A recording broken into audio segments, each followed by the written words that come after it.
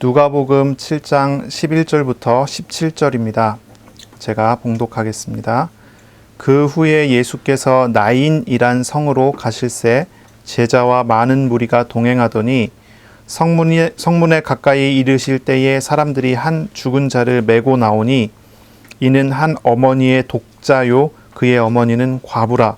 그 성에 많은 사람도 그와 함께 나오거늘 주께서 과부를 보시고 불쌍히 여기사 울지 말라 하시고 가까이 가서 그 관에 손을 대시니 맨 자들이 서는지라. 예수께서 이르시되 청년아 내가 내게 말하노니 일어나라 하시매 죽었던 자가 일어나 앉고 말도 하거늘 예수께서 그를 어머니에게 주시니 모든 사람이 두려워하며 하나님께 영광을 돌려 이르되 큰 선지자가 우리 가운데 일어나셨다 하고 또 하나님께서 자기 백성을 돌보셨다 하더라. 예수께 대한 이 소문이 온 유대와 사방에 두루 퍼지니라. 아멘. 오늘 말씀은 누가복음 7장 11절부터 17절입니다. 나인 과부의 아들을 살리신 예수님이라는 제목으로 우리가 함께 말씀을 나누겠습니다. 나인 과부의 아들을 살리신 예수님입니다. 예수님께서 제자들을 부르시고 제자들을 가르치셨어요. 이제 가르치신 내용이 누가복음의 평지설교라고 하는 그런 묶음으로 되어 있습니다. 이 평지설교를 하시면서 예수님께서 제자들을 가르치시고 그리고 난 다음에 그 직후에 제자들과 함께 두 가지의 표적을 보여주셨어요. 제자들에게 보여주신 거죠. 두 가지의 표적은 첫째는 우리가 지난주에 읽었었던 백부장의 종이 중풍병에서 나음을 잇는 것이고 또 오늘 말씀에 나인성 과부의 아들이 죽었는데 이 죽은 아들이 살아나는 그런 일이에요. 이 두 가지 사건은 구약 때 있었던 어떤 일을 생각하게 하는 그런 사건이죠. 구약 때 있었던 선지자 중에 대표격인 엘리야 선지자와 엘리사 선지자가 있어요. 이 두 선지자의 사역을 그대로 보여주는 것 같은 그런 사역이에요. 백부장의 종이 나음을 입었었던 그리고 백부장의 믿음이 칭찬을 받았었던 그 내용들은 우리가 예전에 우리가 잘 알고 있는 그 아람 나라의 나하만 장군이라는 그 사람이 있죠. 그 사람이 요단강에 가고 7번 몸을 담궜다가 나왔을 때 깨끗한 그런 은혜를 받지 않습니까? 바로 그걸 생각하게 해요. 엘리사를 통해서 했었던. 엘리사는 나하만 장군을 만나주지 않았죠. 이 백부장은 예수님을 만나보지를 못했습니다. 만나질 않았어요. 조금 차이는 있지만 백부장은 자기의 종이 아팠습니다. 나하만 장군은 그 종이 나하만 장군에게 선지자를 만나야 한다라고 가르쳤었던 그런 내용들이 있었죠. 여러 가지 면에서 이 백부장의 종이 나음을 받았던 사건은 이 나하만 장군의 사건, 엘리사 선지자의 사역을 좀 생각하게 하는 그런 면이 있어요. 오늘 성경의 본문은 이 나인성 과부의 아들이잖아요. 죽은 아들이 살아나요. 이것은 엘리야 선지자의 사역을 생각하게 하죠. 온 이스라엘이 이제 기근이 들었어요. 가뭄이 들었을 때 하나님께서 엘리야 선지자를 시돈 땅으로 보내십니다. 거기에 이제 사르밧이라고 하는 지역, 그 지역으로 보내시는데 그 사르밧이라는 지역에 갔을 때 거기에서 한 과부를 만나요. 성문에서 만납니다. 그리고 그 과부의 집에 들어가게 되죠. 거기에서 아들이 죽게 되죠. 그리고 엘리야가 하나님께 기도했을 때 그 아들이 살아나는 일이 벌어졌어요. 오늘 나오는 나인성 과부의 아들, 비슷한 장면들이 나와요. 성문에서 만나게 되죠. 그리고 죽은 과부의 아들이 살아나게 돼요. 이게 어떻게 보면요, 과거에 있었던 모든 선지자들은, 구약의 선지자들은 예수님의 예표였죠. 예수님이 하실 일을 보여주는 거고 또 예수님을 나타내는 어떤 그런 사역들을 보여줬어요. 그 중에서도 구약 선지자의 가장 대표적인 인물이라고 이야기한다면 엘리야, 엘리사 선지자인데 바로 그들의 사역을 예수님께서 보여주시는 거예요. 차이가 있다면 엘리야, 엘리사의 이 선지자들의 사역은 앞으로 오실 예수님께서 하실 일들에 대한 모형으로서의 사역을 보여줬다면 예수님께서는 완전하신 모습을 보여주신 거죠. 엘리야 선지자는 하나님 앞에 기도하고 또 기도하고 기도해서 자기의 모든 기력을 다 쏟아 부으면서 기도해서 하나님으로부터 응답을 받았다면, 예수님께서는 나인성 과부의 아들에게 말씀으로 명령하셔서 치유를 하셔요. 물론 예수님께서 관에 손을 대시고 모든 부정함을 짊어지시긴 하셨습니다. 이런 과정들이 이제 차이가 나죠. 제자를 부르신 우리 예수님은 제자들을 데리고 이제 가르치신 내용에 대한 어떠한 표적을 보이시면서 위대한 선지자들을 떠올리게 하는 그런 사역을 하셨어요. 이를 통해서 어떤 칭호를 받으셨습니다. 사람들이 예수님을 외치게 됐습니다. 뭐라고 부릅니까? 16절에 나오죠. 모든 사람이 두려워하며 하나님께 영광을 돌려 이르되 큰 선지자가 우리 가운데 일어났다 하고, 예수님을 큰 선지자라고 부르기 시작을 한 것입니다. 바로 이 사역이 사람들에게 알려져 있기를 엘리야 선지자의 사역이잖아요. 그러니까 이제 예수님 보고 큰 선지자가 나타났다고 하는 그런 별명을 예수님께서 받게 되죠. 예수님께서는 제자들에게, 그리고 오늘 저와 여러분에게 큰 선지자로 다가오셨다는 것을 우리는 알아야 돼요. 큰 선지자로 우리에게 오셨다는 걸 알아야 합니다. 우리는 과거와 같이 선지자 되신 예수님으로 말미암아 우리가 큰 은혜를 입어야 해요. 그리고 우리가 이 선지자적인 사명을 배울 수 있어야 돼요. 선지자는 무슨 일을 했습니까? 선지자는 늘 외치는 일을 했어요. 늘 외쳤습니다. 선지자는 늘 가르쳤습니다. 죄를 지적하는 일이 선지자의 주된 사역이었어요. 회개하라고 외치는 일을 했어요. 하나님께 돌아오라고 했어요. 돌아오지 않으면 재앙이 임할 거라고 했어요. 그래서 선지자가 외친 주된 내용 두 가지를 이야기한다면, 첫째는 재앙이 임한다라고 하는 그런 메시지와 또 한 가지는 회개하고 돌아오면 구원하신다고 하는 그런 메시지를 했죠.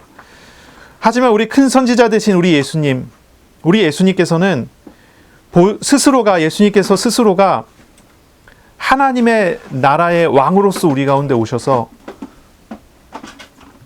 선지자로서 하나님으로서 오셔서 하나님을 만나는 놀라운 은혜를 주신 거예요. 우리가 주 앞에 회개하면 하나님을 만나게 되고, 주 앞에 회개하면 주님 앞에 우리는 구원을 받게 되는 것이죠. 우리는 선지자 되신 예수님을 바라보면서 우리 자신이 늘 주님 가르치시는 말씀 앞에서 회개하고 오직 예수 그리스도께 순종하고 주님과 동행하는 삶으로 나아가야 할 것입니다. 큰 선지자 되신 우리 예수님은 우리에게 친히 찾아오셔서 하나님의 뜻을 가르치시고 말씀이 성취되어지는 모든 사역들을 우리 가운데 보이실 거예요. 선지자와 거짓 선지자를 어떻게 구분하죠? 여러분 아시죠? 구약에 보면 선지자들이 많은 사역을 하지만 거짓 선지자들도 엄청나게 사역을 하잖아요. 사람들이 선지자와 거짓 선지자를 구분을 못했어요. 그래서 거짓 선지자들이 하는 말을 듣고 막 쏠려가갖고 하나님을 배반하고 다른 짓을 많이 했잖아요. 선지자와 거짓 선지자를 어떻게 구분하죠? 오늘날에도 많은 사역자들이 있는데 진짜 사역자와 가짜 사역자들을 구분할 수 있어야 되거든요. 어떻게 구분하죠? 네, 사실 이제 간단해요. 그 말씀이 그대로 되는가 보면 그 사람이 하나님이 세운 선지자인가, 그 사람이 가짜인가를 알 수가 있죠. 그래서 그 말씀이 그대로 되는가 안 되는가, 하나님께서 선지자에게 말씀을 주셨다면 그대로 될 것 아닙니까? 그것을 확인하면 된다 그러는 거죠. 오늘날 우리가 목사뿐만이 아니라 일반 성도들까지도요, 하나님으로부터 선지자적인 사명을 받은 사람들이에요. 우리는 하나님의 말씀을 받는 사람이에요. 하나님의 말씀을 받아갖고 담고 말씀을 따라가는 사람이죠. 그 말씀을 따라갈 때 말씀의 성취와 말씀의 역사를 경험하게 되어져야 돼요. 자, 이걸 우리가 이제 서론으로 좀 생각을 해봐야 되는 거죠. 예수님께서 우리에게 선지자로서 오셨다라고 하는 그런 메시지, 이걸 우리가 생각해봐야 되죠. 자, 예수님이 보이신 표적을 한번 생각해 보겠습니다. 평지설교를 하셨는데 평지설교의 의미는 무엇일까요? 우리가 다 들었었잖아요, 그렇죠? 평지설교는 뭘 얘기하시는 걸까요? 마태복음에 보면은 나오는 그 산상설교는 그렇잖아요. 상상설교는 예수님께서 하나님의 나라의 법을 이야기하셨다고 한다면, 율법을 대체하는 하나님 나라의 법, 그걸 이야기했다고, 그 하나님 나라의 윤리를 이야기했다고 한다면 이 평지설교는 무슨 의미일까요? 그것을 우리가 이제 이 평지 설교를 통해서 나타내시는 표적을 통해서 우리가 조금 엿볼 수가 있게 될 것 같아요. 예수님께서는 언제나 설교를 하신 다음에 표적을 나타내셨잖아요. 회당에 들어가셔서 설교하시고 그리고 표적이 나타났잖아요. 하나님 나라의 복음을 설교하시고 그 하나님 나라의 복음이 하나님 나라가 임하게 된 그 현장에 나타날 일을 보이셨잖아요. 제일 처음에 나타냈던 가버나움의 회당에서의 사역 이후에 어떤 일이 벌어졌었죠? 귀신 들린 사람이 나왔잖아요. 그래서 이야기합니다. 당신이 어떤 분인데 왜 우리를 이렇게 괴롭게 하느냐? 이 귀신 들린 사람이 그 회당에 있는 다른 사람들과 다 자기네들은 다 이제 같은 무리라고 하는 식으로 이야기를 하잖아요. 여기는 우리 세상인데 왜 하나님 나라의 왕이신 당신이 여기 와서 우리를 괴롭게 하느냐?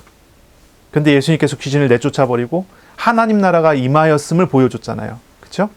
질병에 걸린 사람들이 하나님의 통치에 의해서 질병이 치료되어지는 일이 벌어졌잖아요. 이것을 뭐라고 얘기했습니까? 이 누가복음에 누가는 뭐라고 얘기했죠?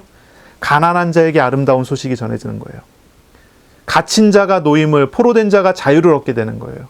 슬픈 자가 위로되는 그런 사역이에요. 하나님 나라가 임하면 하나님은 그런 일을 하신다는 것을 이 회당 사역을 통해서 예수님께서 제자들과 함께 다니는 많은 사역을 통해서 계속 보이셨던 거예요.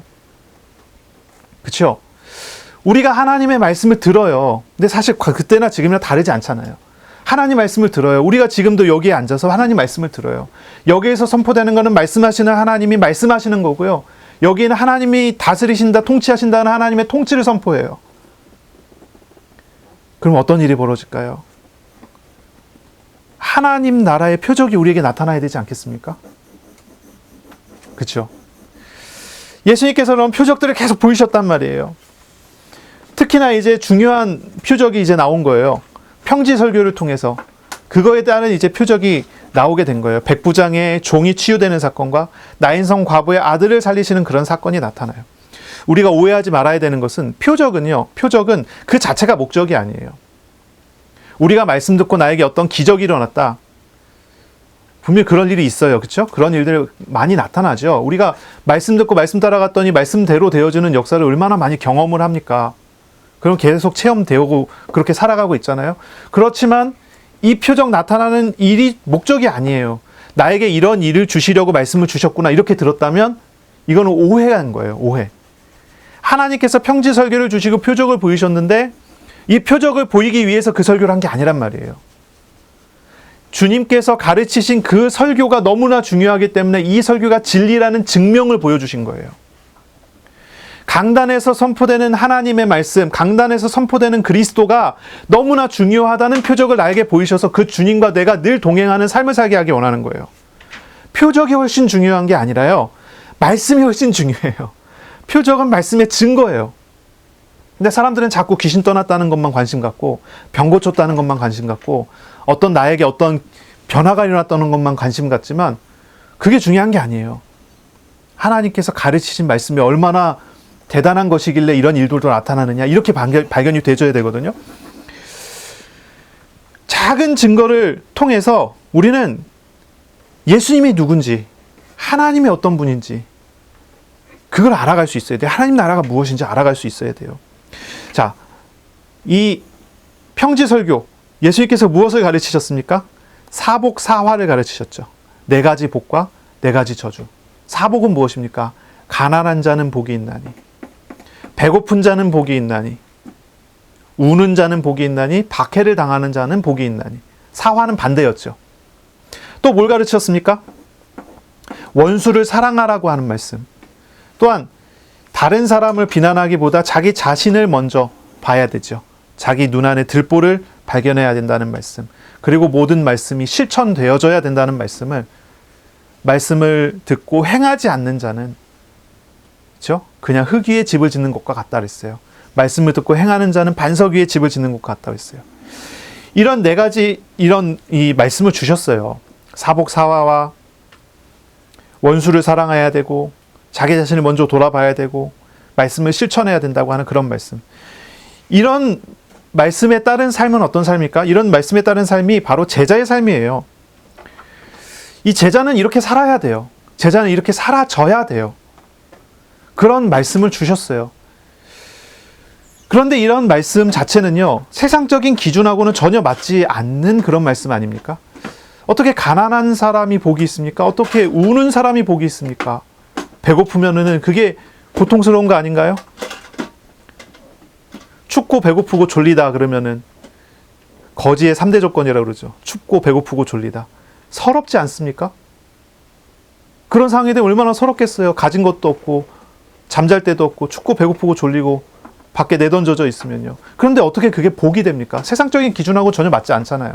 어떻게 원수를 사랑합니까? 이런 내용들을 한번 생각해 보세요. 전혀 세상적인 기준하고 맞지 않아요. 하지만 이것이 예수님을 따라온 사람은, 예수님의 제자들이라면 이런 삶으로 살아가야 된다는 말씀이에요. 제자의 삶은요, 세상적인 기준하고는 맞지 않는 삶이에요. 자기를 부인해야 되는 그런 삶이어야 돼요. 자기를 부인하고 하나님을 의지하지 않으면 안 되는 그런 삶이어야 돼요. 그런 삶을 살 때 하나님의 나라가 그에게 있는 거예요. 그런 삶 속에 들어갈 때 하나님 나라가 거기에 있는 거예요. 이 메시지의 가장 핵심이 두 가지 정도로 생각한다면 1번은 뭐냐면 가난한 자는 복이 있나니 하나님의 나라가 그에게 있는 거예요. 또 하나는 뭐죠? 또 하나는 말씀을 행하는 사람이 반석 위에 짐을 짓는다는 거예요. 그 사이에 있는 것들은 물론 다 중요하지만 이 두 가지 기둥이 있는 거죠. 한번 생각해 보세요. 우리는 어떻게 살아가야 됩니까? 하나님의 나라의 삶을 살아야 돼요. 하나님 나라의 삶을 살아야 돼요. 하나님 나라의 삶을 살려면 가난해야 돼요. 가난하다는 말은 돈이 없는 것도 가난이지만 그보다 훨씬 더 큰 개념이에요. 어떤 것도 의지할 것이 없을 정도로 누군가 나를 도와주지 않으면 안 되는 상황을 가난이라고 그래요. 하나님의 도움이 아니면 살 수 없는 그런 삶이 돼야 된다는 거예요. 하나님의 도움만 바라보고 살아가는 그런 삶이 돼야 된다는 거예요. 그게 가난이에요. 그게 가난이에요. 그런 사람은 하나님의 나라를 누리는 사람이죠. 하나님 나라 속에 살아가는 사람이 되죠. 그리고 말씀을 그냥 듣고 끝나는 게 아니라 말씀이 나에게 사라지는 거, 말씀이 실천되는 거, 말씀이 믿어져서 말씀을 따라가게 되는 거, 그게 반석 위에 흔들리지 않는 사람이 된다는 거예요. 자, 하나님께서 우리를 도우신다면 이 평지설교의 삶은 당연히 그렇게 되어질 수밖에 없는 삶이겠죠. 근데 하나님 돕지 않는다면 이 삶은 너무 어려운 삶이기도 합니다.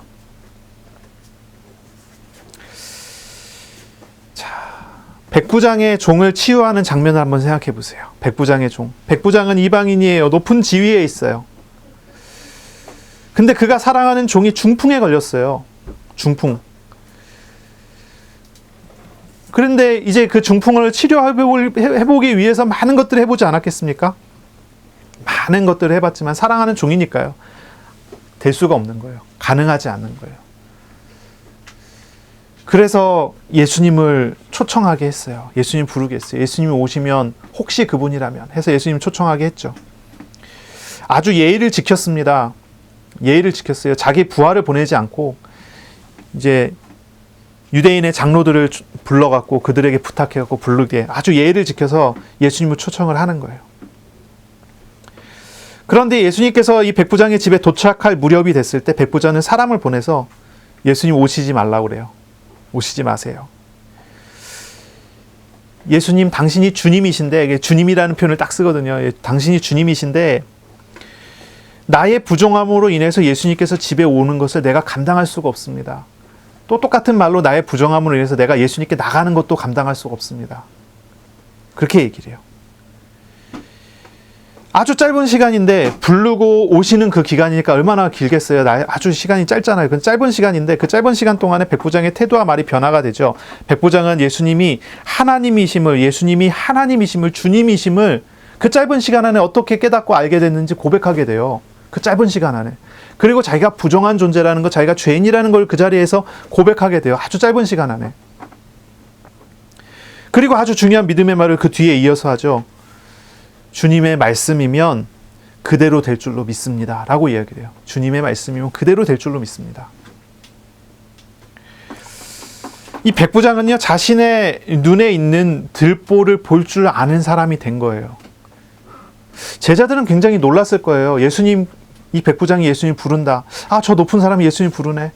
근데 가다 보니까 백부장이 자기가 죄인이라고 고백을 하고 예수님이 하나님이라고 고백을 하네요. 오시지 말라고 그래요. 그러더니 듣기 힘든 이야기를 해요. 이해하기 힘든 얘기를 해요. 말씀만 하시면 된다는 이야기를 하네요. 근데 예수님께서 그 말을 듣고 막 칭찬을 막 하세요. 칭찬을 하세요. 나 이스라엘 중에 이만한 믿음 본 적도 없는데, 그러면서 막 칭찬을 하신단 말이에요. 제자들이 그 장면을 통해서, 그 표적을 통해서 뭘 봤을까요? 예수님 말씀하시니 백부장의 하인은 종은 치유를 받았어요. 알려졌어요. 이제 무엇을 봤을까요? 무엇을 경험했을까요? 평지설교에 이야기하셨던 그 내용이 무엇이라고 들었을까요? 주의 말씀을 믿으며 순종하는 것이 무엇인가를 배운 거예요. 주의 말씀을 믿으며 순종하는 게 무엇인가? 주여 주여 하는 사람이 많았어요. 주여 주여 하면서 순종하지 않는 사람이 많았어요. 주여 주여 부르기는 했지만 주의 말씀을 따라가지 않는 사람이 많아요. 자기가 하고 싶은 대로, 자기의 마음대로, 자기의 뜻대로 하죠. 그러나 직전에 들었던 그 말씀, 주여 주여 하면서도 행하지 않는 사람, 그러나 주여 말씀을 듣고 말씀을 행하는 사람. 이 백부장은 중요한 자리에, 중요한 위치에, 중요한 시간표에 주의 말씀만 하면 됩니다. 순종하는 태도를 보여줘요.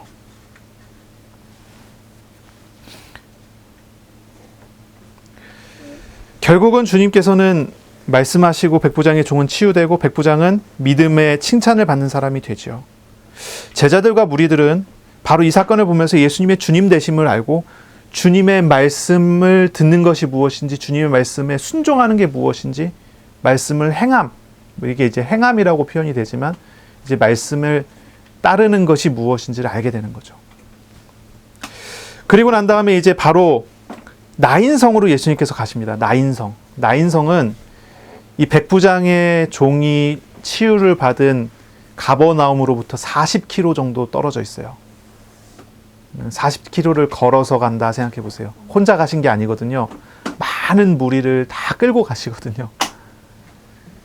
예수님께서 가버나움에서 나인성까지 40km를 종을 치유하신 사건 이후에 출발을 하셨어요. 40km를 걸어서 가셨어요. 뭐 나귀를 타고 가셨을까요? 걸어서 갔을까요? 하여튼 많은 사람들 다 걸어갔겠죠. 가셨어요. 그 이유는 한 사람을 만나기 위해서요. 나인성의 과부, 그 장래 행녀를 만나기 위해서 예수님 출발을 하신 거죠.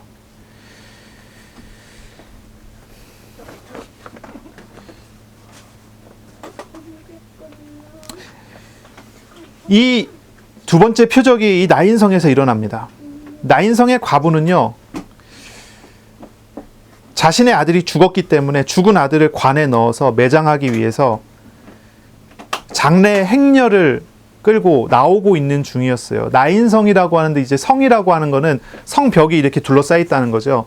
이 성벽이 둘러싸여 있고, 그는 이제 들어오고 나가는 그곳은 이제 성문 밖에 없죠. 그곳으로 이제 사람들이 몰리는 거예요. 근데 기록에 보면 이 나인성은 굉장히 작아요. 도시라고 할 만큼 크지 않고 그냥 조그만 마을 같은 그런 수준이라고 하더라고요. 그런 수준에서 많은 사람, 그 성에 사는 많은 사람은 대다수 사람들인 것 같아요. 그 장례 행렬에 참여를 한 것입니다.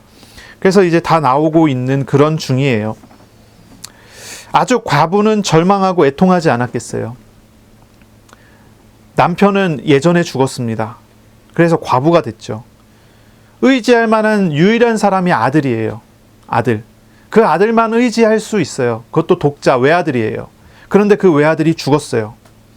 이제 이 과부는 어느 누구도 의지하지 못합니다. 어느 누구도 의지하면 살 수가 없어요. 친정으로 돌아가지도 못해요. 누군가를 의지해서 살 수가 없어요. 과부는 스스로 혼자서 취직해갖고 살 수 있는 사람도 아니에요. 아들이 있다면 그를 의지해서 살겠지만 그렇지 않으면 아무런 살 수 있는 희망과 소망이 없는 그런 상태예요. 그런데 예수님께서 이 사람을 찾아오시지요. 이 여자는 울고 있었던 것 같아요. 예수님께서 오셔서 불쌍히 여기시고 말씀하시기를 울지 말라. 울고 있는 이 과부에게 울지 말라고 얘기하세요. 그리고 이 장례 행렬을 행진하는 그 행렬을 멈춰 세우시고 명령하셔서 그 아들을 일어나라고 하고요. 일어난 그 아들을 이 여자에게 줍니다. 여기 표현이 그렇게 돼 있어요. 주다라고 돼 있어요. 줘요. 그래서 예수님께서는 그 과부를 위로해 주셔요. 위로죠, 위로. 애통하는 자에게 찾아오신 예수님께서 그를 위로하시고 죽은 아들을 살리셨어요. 애통하는 자에게 기쁨의 복을 주셨죠. 예수님은 제자들에게 이 사실을, 이 어떤 표적을 보이신 거예요. 그 의미가 무엇인지, 사복사화의 의미가 무엇인지 보이신 거예요. 우는 자가 복이 있는 이유는 무엇입니까? 사실 우는 사람이 복이 있나요? 예수님이 없으면 우는 자는 복이 없어요. 그냥 애통하면 애통함일 뿐이죠. 그런데 우는 자가 예수님을 만났어요. 그러면 그때는 이제 복이 되는 거예요. 예수님께서는 위로하시고 웃게 하셔요. 은혜를 내려주세요. 다시 한번 우리가 좀 정리를 해봐야 돼요. 주님께서 보이신 표적은요, 말씀하신 것이 진리라는 것을 보여주신 거예요. 하나님의 나라의 통치의 실제가 무엇인지를 보여주신 거예요. 주님이 말씀하셨어요. 가난이 복된 이유가 뭔지, 배고픔이, 애통함이, 박해받는 것이 복된 이유가 무엇입니까? 그것은 하나님을 만났을 때예요. 하나님께서 가난한 자에게 아름다운 소식을 전해주시기 때문이에요. 우리 하나님께서 배고픈 자에게 배부르게 하시고 애통하는 자를 기쁘게 하시기 때문이에요. 박해받는 것이 하늘에서 상이 크게 하시기 때문이에요. 하나님의 통치가 우리 가운데 와 있기 때문에 복된 거예요. 제자들이 이 사복사화의 말씀이 복된 이유는 이 제자들에게 하나님 나라가 왔기 때문이에요. 하나님이 없다면 그게 무슨 의미가 있겠습니까? 아무 의미가 없죠. 우리는 하나님을 알아가고 하나님 나라의 표적을 알아가야 되죠. 자, 오늘 본문을 조금 더 자세히 한번 살펴볼 필요가 있겠어요. 조금 더 자세히 한번 생각해 볼 필요가 있어요. 예수님께서 제자들을 데리고 다니신 현장은 중심부가 아니라 주변부네요. 그렇죠? 중심부가 아니라 주변부예요. 예수님께서는 나인성을 찾아가셨어요. 나인성. 이스라엘의 중심부가 되는 예루살렘을 가시지 않고 나인성을 갔어요. 갈릴리 지역에서도 남쪽 끝에 있는 조그만 마을이에요. 갈릴리 지역에 있는 대도시들도 있는데 그쪽으로 가지 않고요. 일부러 나인성을 가세요. 주변부. 부유한 곳이 아니고 가난한 곳이에요. 배부른 곳이 아니라 배고픈 곳을 찾아갔어요. 왜 예수님께서는 그곳으로 가셨을까요? 배부른 사람에게 가셨는데 배부른 사람들은 자신의 배부름으로 인하여 예수님을 배척했거든요. 그렇죠? 오늘날도 그렇지 않습니까? 사람들이 자기 안에 뭔가 우상이 가득한 사람들은 그 우상으로 인하여서 복음을 듣질 않습니다. 그런데 어떤 사람은 한계와 절망과 어려움 속에 있는 사람은 복음이 필요해요. 주님의 말씀을 들으려고 하지 않습니까? 주님께서는 제자들과 함께 이 배고픈 곳으로 가세요. 이 사역의 이 사역의 예표가 아니라 예수님의 이 사역을 예표했었던 엘리야의 사역을 한번 생각해 보면요. 마찬가지 상황이죠. 엘리야는 중심부에서 사역을 하지 않고 타국이 다른 나라에 시돈 땅으로 갔어요. 시돈 땅에서 사렙다 지역에 과부를 찾아갔어요. 왜 중심부가 아니라 주변부입니까? 그것도 왜 이방인입니까? 타국 땅이 시돈 땅인데요. 왜 그랬습니까? 이스라엘 그 당시 상황은 그래요. 아합 왕과 이세벨 왕비가 우상 숭배하고 있고요. 선지자들을 다 찾아갖고 죽이려고 하는 그런 상황이잖아요. 그런 이유가 분명히 있었습니다. 그래서 그들을 떠났어요. 복음을 들을 만한 사람을 찾아간 거죠. 하지만 그거보다 더 중요한 이유가 있어요.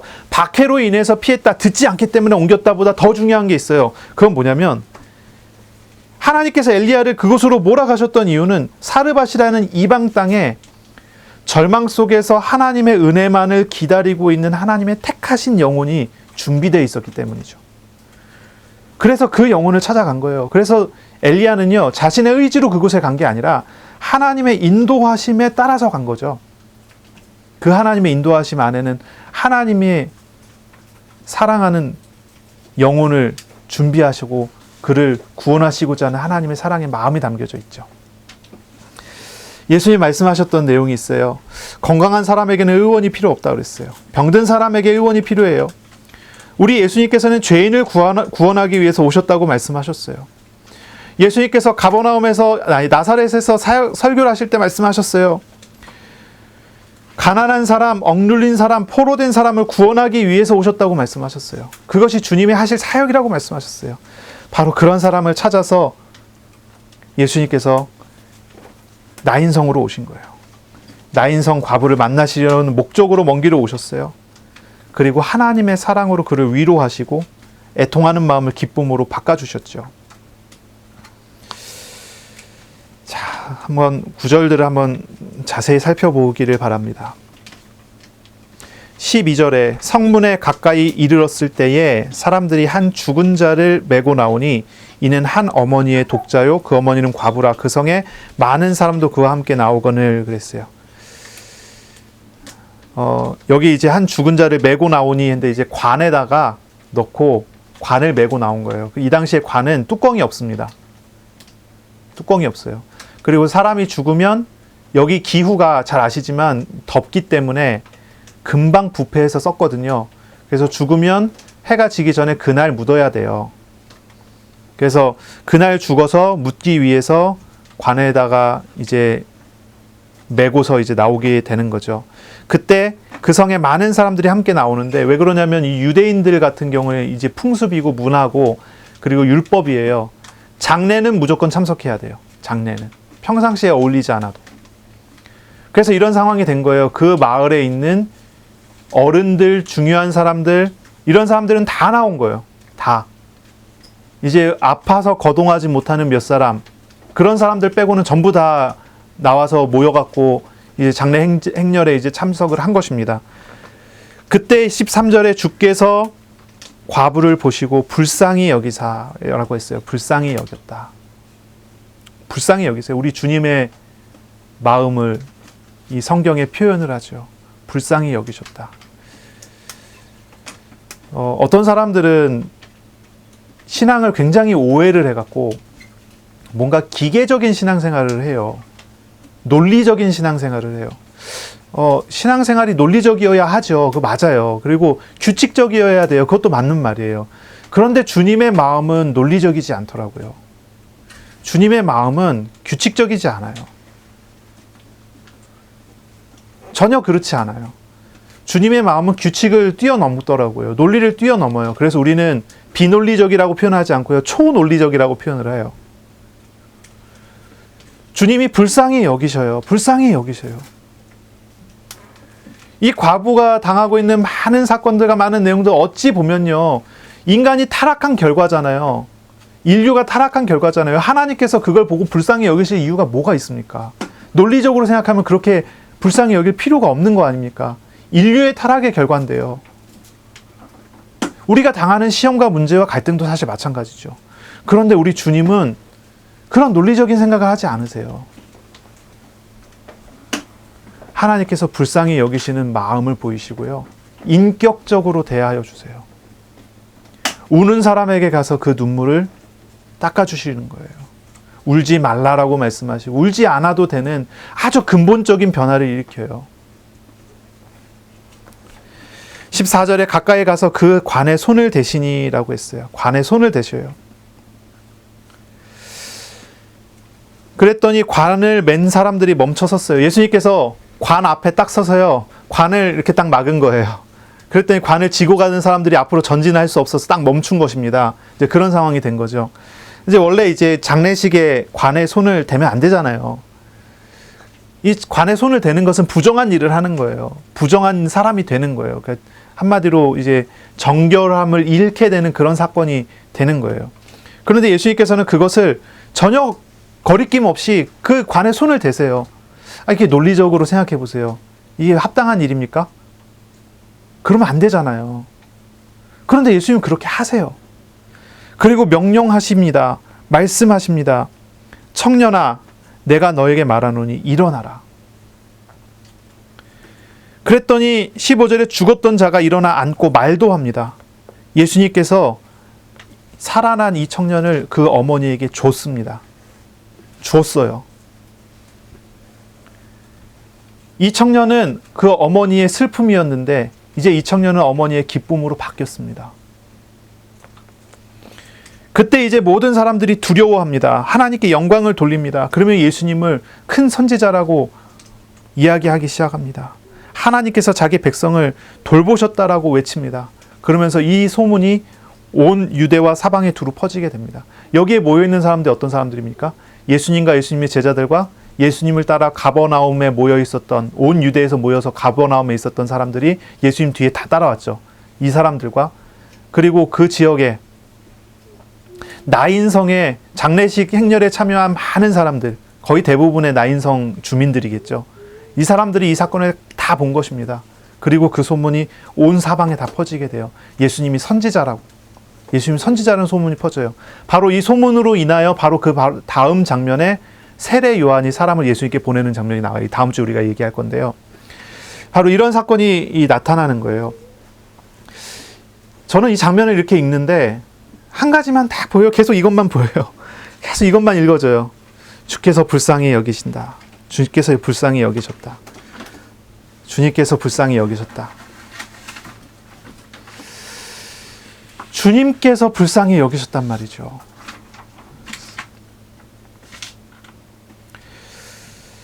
이 사건은 분명히 우는 자를 위로하시는 하나님을 우리에게 보여주세요. 근데 그냥 위로하시는 게 아니에요. 불쌍히 여기시고 나를 향한 하나님의 마음, 나를 향한 하나님의 마음이 담겨져 있어요.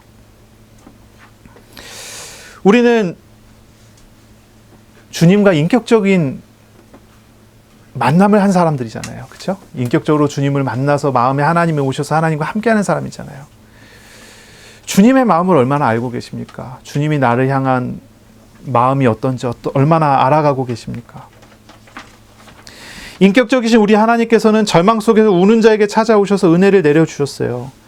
가난한 자를 찾아오시는 하나님, 마음이 상한 자를 찾아오시는 하나님, 포로된 자를, 갇힌 자를, 슬픈 자를 위로하시는 하나님이에요. 우리 예수님께서 오셔서 이 일을 하시기 위해서 오셨다는 거예요. 바로 이 일을 하신다고 얘기하는 거예요. 그리고 이런 일을 하세요. 40km를 걸어오셔서 불쌍히 여기셔서요, 우는 자를 위로해 주세요. 하나님께서 나와 함께 하십니다. 맞습니까? 아멘? 야, 아무도 하나님 함께 안 하는가 봐. 대답을 아무도 안 해. 하나님께서 함께 하시는 거 맞습니까? 아멘. 아멘. 하나님께서 함께 하셔요. 그런데 우리 하나님께서요, 감정도 없이, 생각도 없이, 마음도 없이 그냥 기계적으로 그냥 내 옆에, 내 안에 그냥 계시는 겁니까? 아니에요. 우리 하나님의 마음이 있잖아요. 우리 하나님의 생각이 있잖아요. 우리 하나님은 어떻게 하십니까? 로마서 8장 26절에 보면요, 하나님의 성령께서 우리 안에서요, 우리 속에서요, 나를 위해서 말할 수 없는 탄식으로 나를 위해 간구하신다고요. 기도하신다고요. 성령님의 기도가 나를 도우시고 있단 말이죠. 말할 수 없는 탄식으로 주님의 감정이 있잖아요. 주님의 마음이 있잖아요. 주님의 뜻이 있잖아요. 나와 함께 하시는 하나님께서 그런 마음, 그런 중심을 가지고 계셔요. 근데 궁금해요. 묻고 싶어요. 하나님의 마음을 알겠습니까? 하나님 마음이 느껴집니까? 하나님의 마음을 배우고 계십니까? 하나님의 마음에 따라서 생활을 하고 계십니까? 이게 정말 중요한 거예요. 이게 정말 중요한 거예요. 우리가 왜 기도합니까? 기도의 목적이 뭐예요? 우리 하준이는 무슨 목적을 가지고 기도해요? 그냥 하루 시간표에 있는 거니까 기도합니까? 아, 오늘 시간표가 됐으니까 기도해야지. 그런 목적입니까? 왜 기도해요? 하나님이 기도하라고 명령했으니까 기도합니까? 기도의 목적이 있잖아요. 기도하는 이유가 뭐예요? 우리가 예배 드리기 위해서 모였어요. 왜 예배를 드리나요? 우리 하윤아, 왜 예배를 드리니? 종이접기 하기 위해서? 왜 예배를 드리나요? 아, 이건 하나님의 명령이니까 예배를 드립니다. 이거 좀 맞는 말이긴 한데 뭔가 미흡하지 않습니까? 우리를 만나 주시는 하나님, 말씀하시는 하나님을 만나러 나온 거예요. 우리가 왜 기도합니까?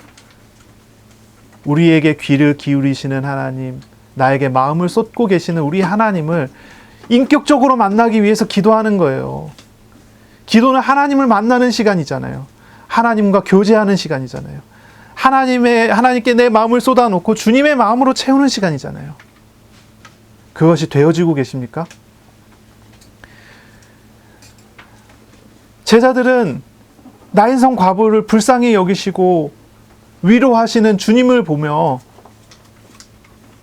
하나님 나라의 사역을 보는 거예요. 하나님 나라의 사역을 보는 거예요. 애통한 자가 복이 있는 이유는 주님께서 함께 하시기 때문이구나. 이것도 보지만 주님의 눈물을 보고 주님이 불쌍히 여기심을 보고 주님의 마음을 보는 거예요. 예수님께서 모든 부정함을 다 짊어지시고 죽음과 질병을 짊어지시는 그런 모습을 보이셨어요. 관에 손을 대시고요. 그 청년을 치료하셨어요. 죽은 사람을 괜히 어떻게 치료합니까? 주님께서 대신 죽으시러 가시기 때문에 치유하시는 거예요. 치료하시는 거예요.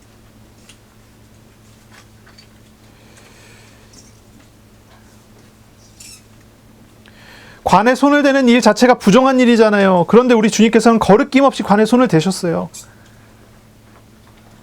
그래서 부정한 죽은 자의 관을 살아있는 이 청년의 침대로 바꿔버렸어요. 놀라운 일이 벌어지지 않았습니까?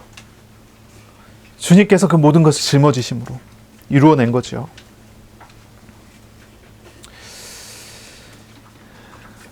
예수님은 부정함을 다 짊어지시고 죽은 과부의 외아들을 살려주심으로 그 집안에 기쁨을 주신 거지요. 예수님의 십자가는요, 모든 죽음의 절망을 넘어서 생명과 소망과 희망으로 우리를 이끌어가는 놀라운 축복이 되는 것입니다. 우리는 매주 강단의 말씀을 듣고 있습니다. 강단의 말씀 매주 들어요. 우리 주님께서는 강단에서 말씀하세요. 그리고 말씀하신 대로 우리와 동행하시고 인도하시고 말씀을 성취하세요. 맞죠? 아멘. 우리가 말씀의 인도를 따라가면 말씀의 성취를 보게 돼요. 말씀의 인도를 따라가면요, 우리는 하나님을 보게 돼요. 말씀하시는 하나님을 보게 되고요. 하나님의 나라를 보게 돼요.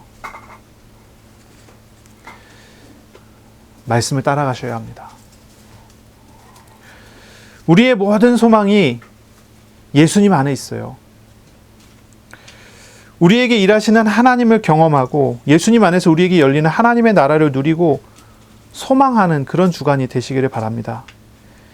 주님의 위로를 얻는 한 주간이 되세요.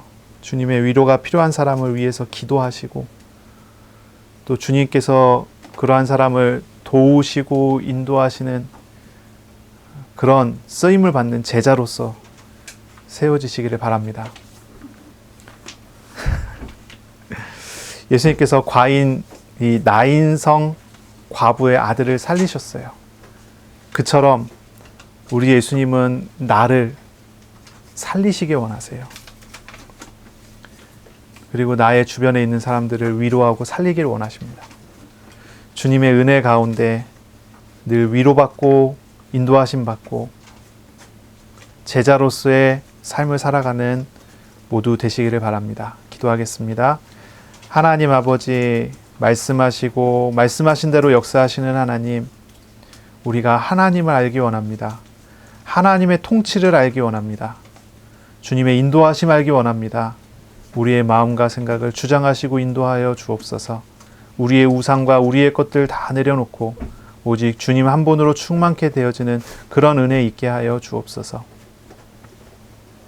하나님의 인도받아 나아갈 때 나인성 과부가 위로받고 은혜 받은 것처럼 우리 자신이 주님 앞에서 주님의 인도를 받아 주님의 위로를 받고 또 다른 사람을 위로하는 전도자로서의 응답을 누리게 하여 주옵소서. 모든 것 주님께서 주관하시고 인도하시는 줄로 믿습니다. 예수님 이름으로 기도합니다. 아멘. 우리 구주 예수 그리스도의 은혜와 하나님의 사랑하심과 성령의 교통하심이 이제로 영원까지 항상 함께 있을지어다. 아멘.